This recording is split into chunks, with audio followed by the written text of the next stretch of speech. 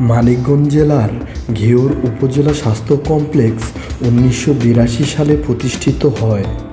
শুরুতে এটি 31 শয্যার একটি দোতলা ভবনের মাধ্যমে যাত্রা শুরু করে।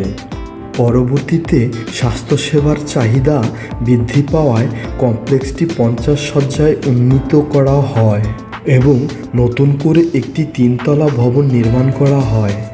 তবে পুরনো ভবনটি ঝুঁকিপূর্ণ হয়ে পড়ায় প্রায় 2 বছর আগে সেটি ভেঙে ফেলা হয়। এর ফলে বর্তমানে মাত্র 19 শয্যার নতুন ভবনেই পুরনো স্বাস্থ্য কমপ্লেক্সের কার্যক্রম পরিচালিত হচ্ছে। নতুন নতুন আরও ভিডিও পেতে আমাদের সাথে যুক্ত থাকুন। নিরাপদে থাকুন, সুস্থ থাকুন।